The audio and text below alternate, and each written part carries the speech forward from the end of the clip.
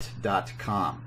As publisher of the Morgan Report, Mr. Morgan has appeared on CNBC, Fox Business, as well as BNN in Canada. He has been interviewed by the Wall Street Journal, Futures Magazine, the Gold Report, and numerous other publications. So thank you very much for joining me today, Mr. Morgan. Well, thanks for having me, and I appreciate the flattery, but I wish I could live up to it all. Well, you have been, absolutely, and will continue to do so, I'm sure of it. So let's start at the beginning. What do you say? What is your background in stocks and in finance in general, and who were your mentors? Well, my background in stocks and finances, for whatever reason, I kind of knew my passion very early in life, and when I was around 14 or something, my dad asked me what I wanted to be, and I wanted to be in finance, and he wasn't very positive about that statement.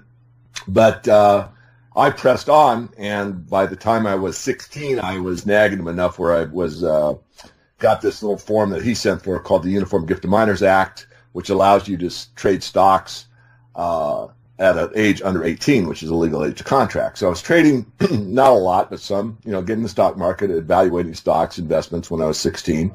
And that pretty much carried through. I ended up, at my dad's direction, really moving into the aircraft industry. I started flying when I was 16 and took a career, brief one, into aerospace. And I was always still, looking at the markets daily, looking particularly at the metals because I was very fascinated about monetary history. So my passion just was all about finance. So when I had the opportunity, I went back to school after my engineering degree and got a degree in finance and economics. And at that point, I was out of the aircraft industry, and I worked for a couple of brokers. The whole stockbroker thing didn't really appeal to me. It wasn't anything near what I had imagined it would be. And then I actually went in and for a brief time, and this is not laughable, but perhaps, I actually worked for a coin dealer for a very brief time, and I didn't like their mode of operation. I'll just leave it at that. So I basically ended up consulting, trading for a living, writing in the arena, and kind of stayed in the background until the internet started to come to the fore. And I've always kind of been an early adopter. And so I jumped on the internet. Back in the beginning, with the C prompt, and there weren't like chat rooms. There were just these bulletin boards, I think they were called. I think they were called BBCs or something. I can't remember the right designator, but very few people were there. But I was. So that's sort of the background, degree in finance and self-taught. And by the way, when I went through and got my degree, I was already self-schooled or self-taught in Austrian economics. So when I was given the Keynesian party line all through school, I never was confrontational. I was always kind of taught to, ask questions and get your, I would say adversary, but the other party in a discussion to rethink their premise. And so I was pretty good at that. And of course, in some of the papers I wrote, I certainly took the Austrian school. So I don't want to belabor it, David, but it was very interesting going through school with a whole different worldview on finance and economics and what's taught. So that made it a little more difficult for me at times, but nonetheless I persevered. As far as who are my mentors, well, I just mentioned anybody through the von Mises School, Murray Rothbard, of course, many that have written through the last several decades that are Austrian adherents would be mentors. Jerome Smith, who was wrote several books on silver investing, wrote many books on the currency situation, and he had actually mentored the Aden sisters. He had mentored Harry Brown. I'd say both of them, particularly Harry Brown, were also mentors of mine. Okay.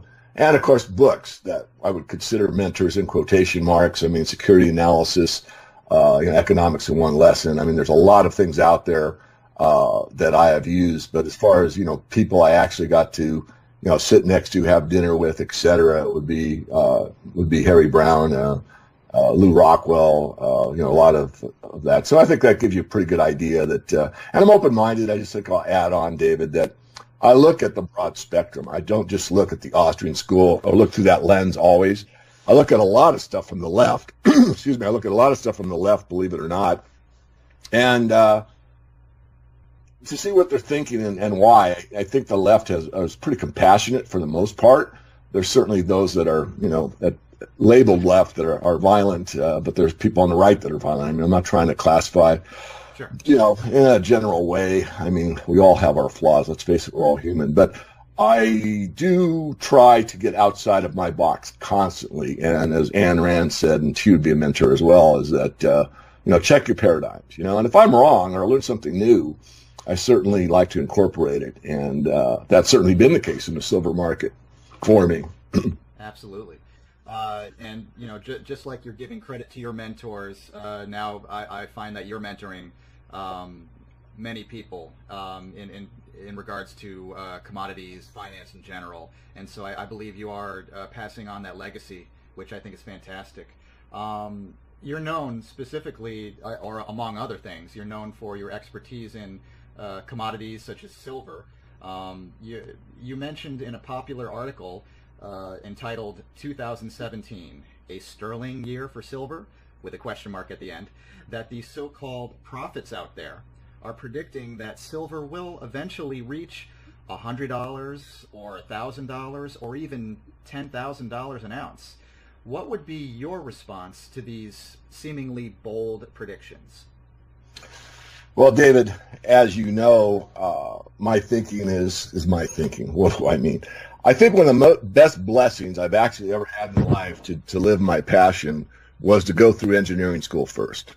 And the reason for that statement is because there's no ambiguity in a lot of engineering work. I mean, if you take a blueprint and you specify what the specifications are for every, nut, bolt, rivet, what material, what the strength of the material is, and there's specifications in all these things. In other words, a type of stainless steel, a type of a bolt. And you took that blueprint to China, Japan, Korea, Canada, Mexico, it doesn't matter. You would get exactly the same product because there's no ambiguity in that blueprint of how to build let's call it a door panel. Right. Or something as complex as an airplane for that matter. There'd be several blueprints in that case. So that gives me a certain way to think that eliminates not a lot of emotion and a lot of conjecture that doesn't really apply to fact. So I always try to start with a fact, something that's verifiable, something that's provable.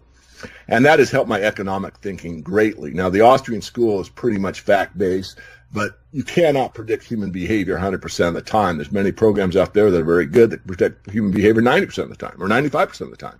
But long-term capital management is the best example in recent times that you cannot predict human behavior 100% of the time because their predictive model, which was so good for so long, failed during the Russian ruble crisis, and it basically took down long-term capital management, almost took down the entire system.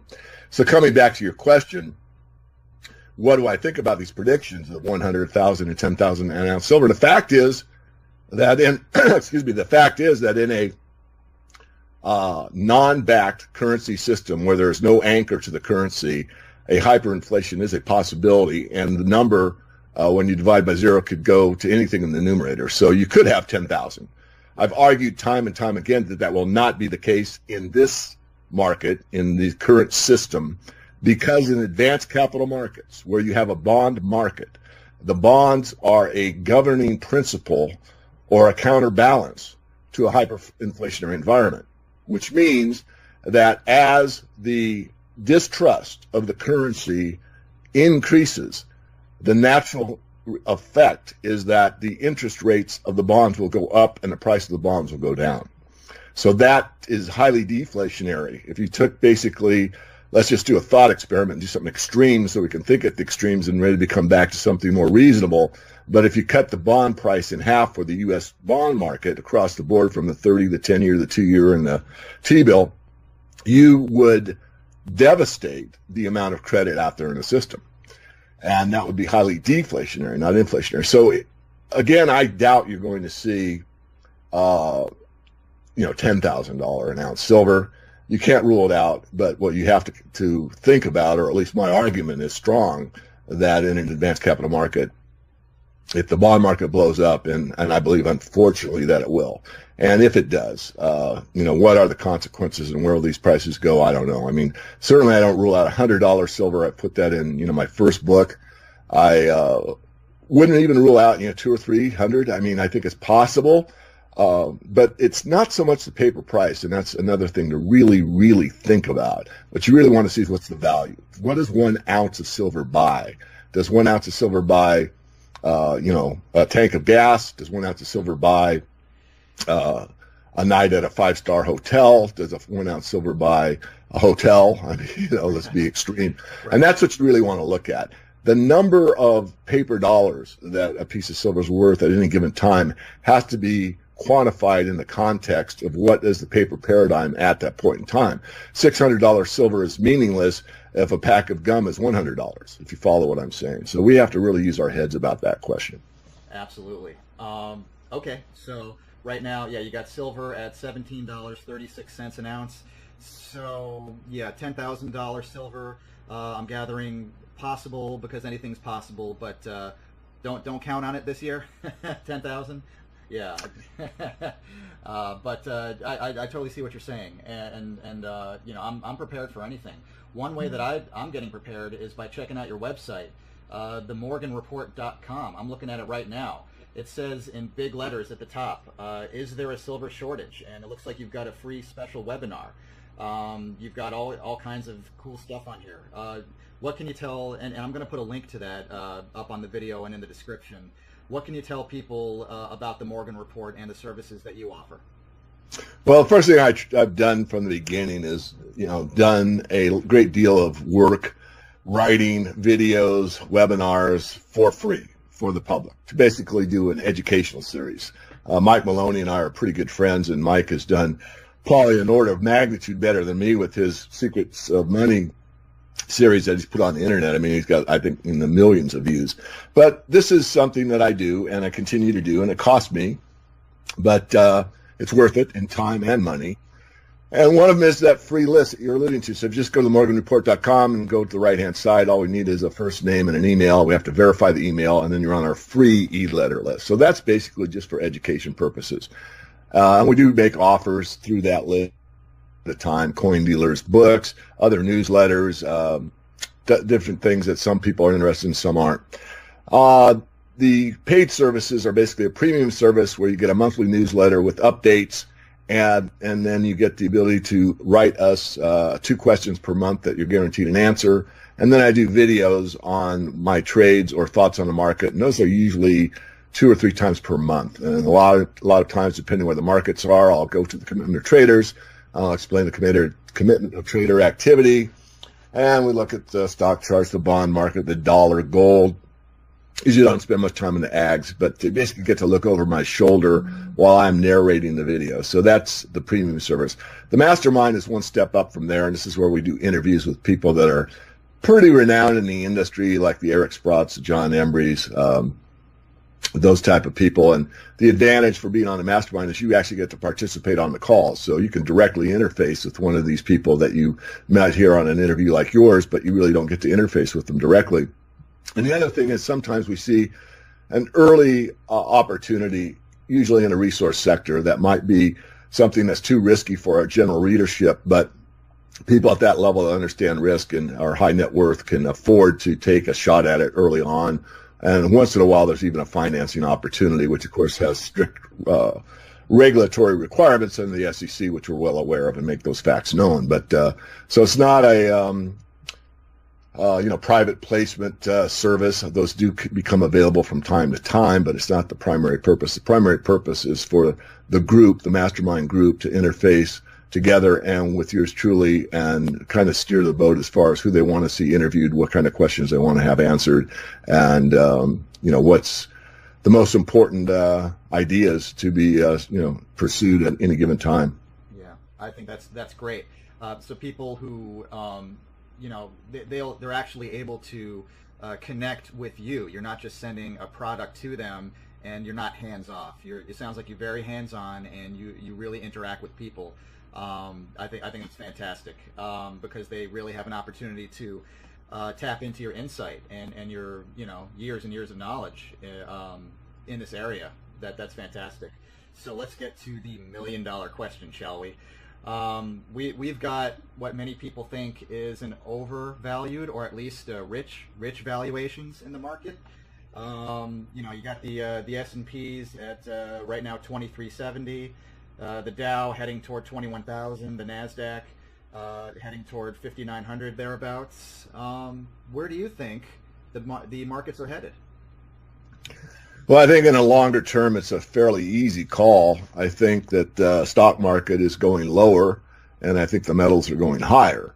As far as the bond market goes, there's actually a pretty strong correlation now, and has been for several years, that bonds and stocks are correlated. They used to be non-correlated. It was the general idea, as you know, David, that if you held bonds and stocks, you actually had a pretty good diversification, but that's not true anymore. Having said that, everyone wants to know, well, when, and the answer is I don't know. I do think, what I do know is stock market patterns, and even though people say all markets are manipulated, and I agree, there are tracks in the snow, so to speak, as a metaphor, that cannot be erased, that cannot be undone. And if you know what you're looking at, you can see them. And one of the patterns is what's called a distribution pattern. And the distribution pattern in the overall general equities market via the SPX, the SPOOs, the Standard & Poor's 500 is there. So the strong hands, smart money has been offing their stocks onto weak hands for a very long time.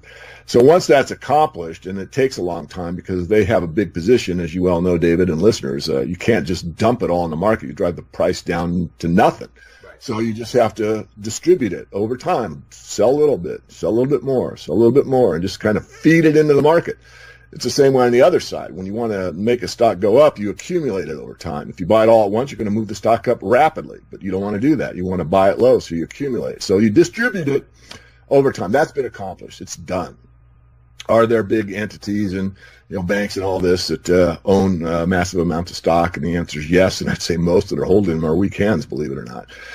So after that's accomplished, then what comes is the markup, which means that they take the market even higher because they want everybody that they distributed their stocks to think they're really smart, they're really good, the market's only going higher, and everyone's kind of got this euphoric feeling that, boy, am I right.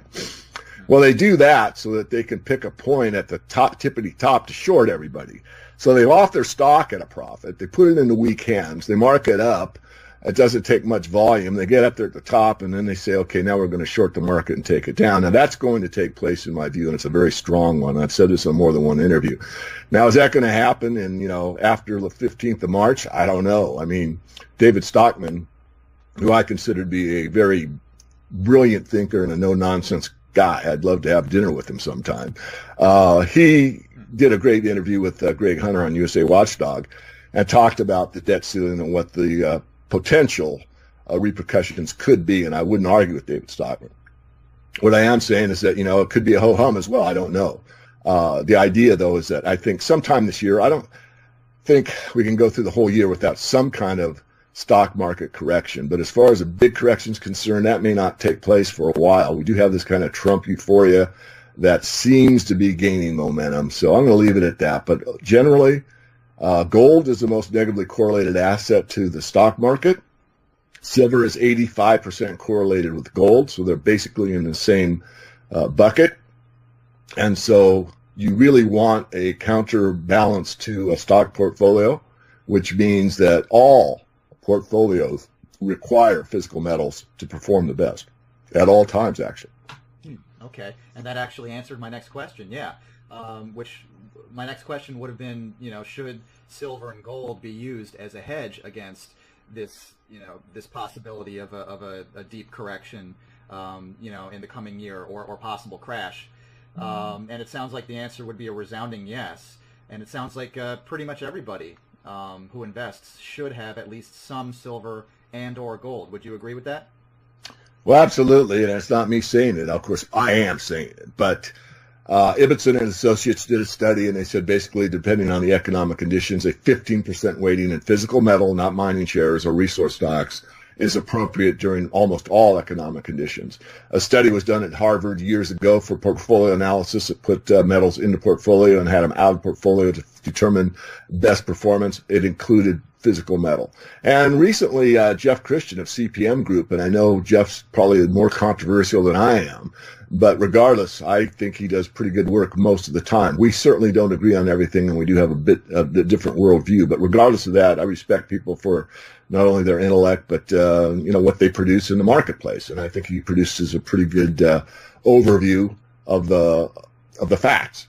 And his study showed, I think it was about a 25% rating in the precious metals at the present time would be required to really, balance your portfolio or whatever. So these are studies that are performed on again, going back to the engineering remarks, on a objective, non-emotional basis. It's just a fact. What do you need in a portfolio to make it perform the best under all economic conditions? The answer is you have to include precious metals. Right. Once again, I am speaking with David Morgan, silver, commodities, and stocks expert from themorganreport.com. Definitely recommend people check that out. So 2017 is well underway now, but still there's plenty of time left. Is your investing strategy different in 2017 with this new administration? Somewhat. I didn't really announce it to my members because, they trust me. And as I, told you earlier, David, I let them look over my shoulder. And, I predicted 2016 fairly accurately from the beginning. And I'm a big proponent of, Richard Russell. That would be another mentor of mine. And, the idea being that the market knows more than anybody, and price is price regardless of how it gets there, manipulated or not. So you have to go with what's given to you. You have to go with what the market dictates. And I've been in that modality for a very long time now. So in 2016, I said we're going to get a strong market probably into, January, February. And that was my, 2-month forecast. And it was accurate. But then it kept going and going and going. Well, I change as the market changes, but the market gives us pretty good clues, again, back to the tracks in the snow. And so I just held there. And so when we got to the top, I had to call it as I see it. And I called it. And so what I did was I made a pretty good trade in 2016. And the reason I did that was because the market was telling me to do that, not because, I wanted the market to do something. It's because the market was telling me. The point I'm making, David, is succinct. I think it's important for some trading to take place. I'm a position trader. I'm not a day trader. I blow everybody up, including myself. But as far as taking a good position and getting it off at the right time, I'm pretty good at doing that. And I think that's 2017 again. I think that, a lot of people thought 2017 would repeat 2016. Well, if that were true, we would still be trending up higher right now, and we're not. The mining shares have fallen off rather significantly. They were leading. They were coming down while the metals were going up. Many of my membership asked me why. I think I got about 4 or 5. And I did a video for them and explained that, most likely we're going to see the metals come down. And that was right before the hit of, I think it was 75 cents on one day in silver. So, they had the opportunity to hedge. And a lot of people that get my service, these are aggressive type of people that are decision makers. They're not, wishy-washy infotainment only. Geez, and nothing against interviews like yours. I honor you, your time, my time, and I thank you very much for doing this interview. Absolutely. All I'm trying to point out is, when you get something for free, you pretty much get what you pay for. If you want to know what I'm actually doing, that's another level. And, and it's not for everybody. I get that. I mean, the general idea is that the bond market's going to fall off, the stock market's going to fall off, metals are going up, and those are good enough issues for most people. And I get that, and I want to do that.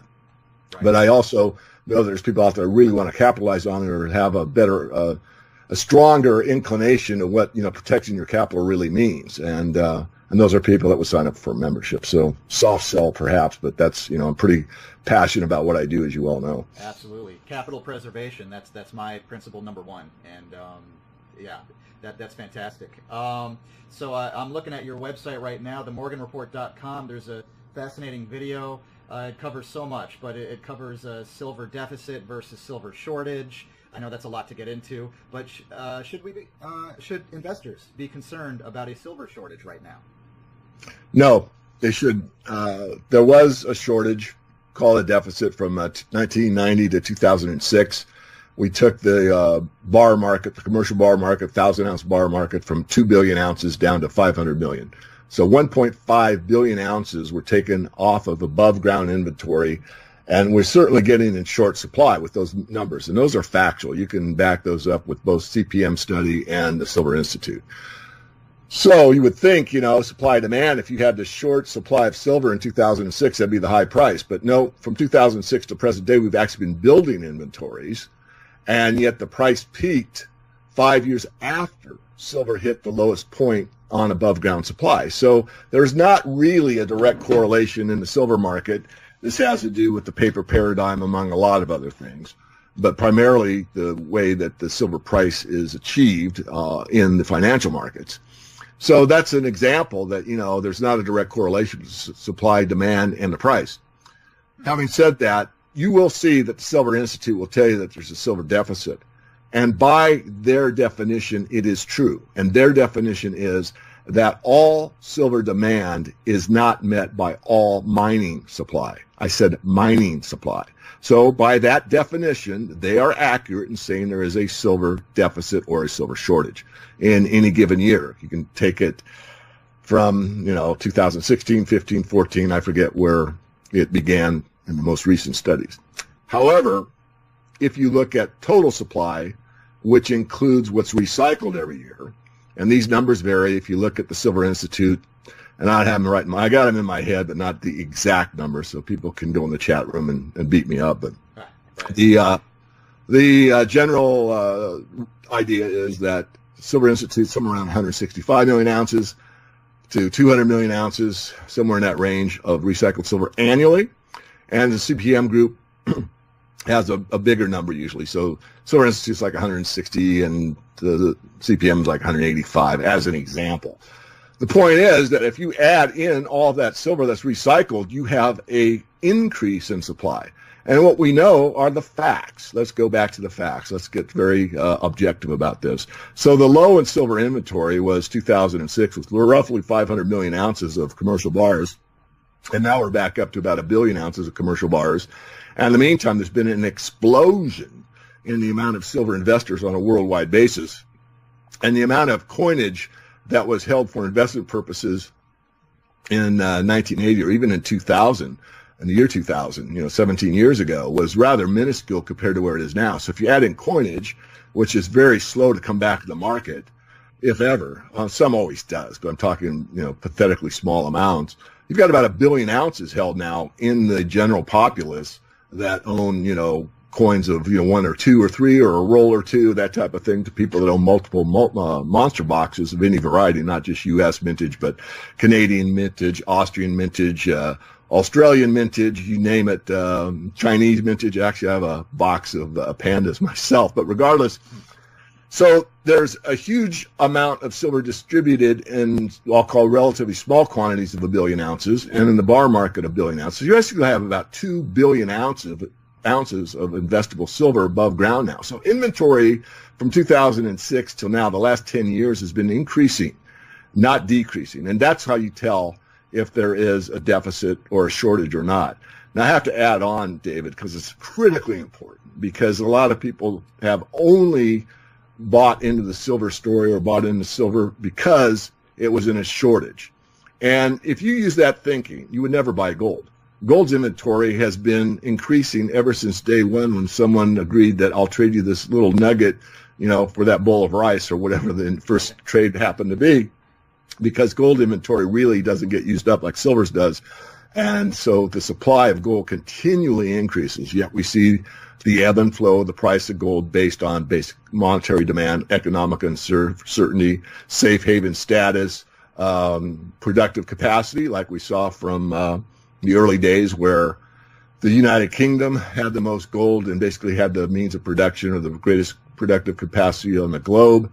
And then when America became the greatest producer, they owned most of the gold. And now that China is the greatest producer, they own most of the gold. So this is a story that's really actually fairly easy to follow if you simplify it. And gold is important. And yet the increased amount of gold continues to grow year after year after year. Silver, it obviously ebbs and flows, as I just described. But the reason for investing in gold is equally as important to use as an investment metric for silver, with the added benefit that there's always new discoveries about silver that demands it used in industrial applications. And because of that fact, you kind of have a dual take on the silver market, meaning industrial demand and monetary demand. Right. And finally, we've established today that everyone should have some silver or gold or both in their portfolio. But why not just get an ETF like SLV, GLD? Is it better to actually own the physical? Well, I believe it is. If you go back and Google David Morgan, 10 Rules of Silver Investing, I go through 10 rules that I wrote in the investing rules book so many years ago, and I explain why the physical silver market is more important to start with as a silver or gold investor than it would be to own the SLV or the GLD. I mean, there's people out there that manage money, and they're not going to buy in the physical market, and I get all that. But for the individual investor, even at a corporate level or a money manager level, I still personally think it's imperative that you have physical metal at some level. Doesn't mean that all of your investments have to be in the physical realm. Some people have that belief, and that's fine with me. They can believe that or do that. That's fine. Me, I like to balance it out. I've made far more money using resource stocks than I'll ever make in the silver market. I mean, a quick example, last year, First Majestic was like at a $4.14 low, and it went up to like $19, and we got on that. So, you made like 500% on your money. Whereas silver went from what it was, just under 14 to 20. So you got a $6 move. So I can't do the percentage in my head, but what was it? 80%, so 50% or something. It's not nearly 500%. You got like 10 times more return on your money invested buying a resource stock of top quality. NYSE, AG is the symbol. I mean, come on. And those are real facts. So does that mean you have to just play, resource stocks? No, I think you should own the physical metal for a different reason than the reason that you would buy a resource equity. They're different animals. They are different investments, and they have a different mindset surrounding them. Right, gotcha. So this has been fascinating. I would like to recommend everybody check out themorganreport.com. I see on your website that you have a Contact Us page, but I'd like to give you an opportunity, if you'd like, to let people know how they can contact you to tap into your insights into commodities, stocks, and finance in general. Well, there's a few ways. One, I mean, if you're really serious, I do consultations. They have to be set up ahead of time and paid for in advance. That's one way. Another way, of course, is to become a subscriber, and like everybody in the industry, at least required by laws, you can try before you buy. Of course, we have to get your credit card, know you're legit. But you have like 30 days to just, do everything that's on the protected part, login portion, website only, members only part of the website. And I mean, there's a vast amount of resources there, too much to even talk about. And if it's not for you, it's not for you. And instead of giving you 30 days to try it out, we give you 60 days. So it's really a no-risk thing, and I don't say it often enough because, every time someone unsubscribes, it hurts me to be a little funny. But no, we like any business person, we want everyone to like our product, but we understand that not everyone does. And, it's just part of the business world, and I get that totally, believe me. But basically it's a no risk thing. Yeah, you got to put up your credit card and tell us you're real. But if it's not for you, and I've had people that, have written me and explained that, it was just really not for them because they really didn't like resource stocks. They wanted to be in the physical realm only. Or that I've only had one that actually said, you kind of talk over my head, because I try not to. I always try to, I hate the expression dumb it down, but I try to talk, in real terms, that you don't have to have a finance degree to understand what we're writing about. And I write all the editorials. On the stock side, our analysts do that. And that is a bit technical. It's more of a Wall Street quality. There's what's called sensitivity analysis. Well, what's sensitivity analysis? Sensitivity analysis means that if the silver price goes from today's price, we'll round it up to 18 to 36, this stock will go up 20-fold. That's how sensitive that stock is to the price of silver. Whereas the sensitivity analysis on stock B, I'll call it, I just described stock A, if silver goes from 18 to 36, it will only go up 5-fold. So it shows you that stock A is much more sensitive to the price of silver going up than stock B. That's the kind of work that we do. And this, of course, is important for people that are serious about their resource stock investments. Absolutely. That's fantastic. I think I actually heard you correctly when you said a 60-day trial period. That's fantastic. Check out themorganreport.com. I'm going to put all of that in the description.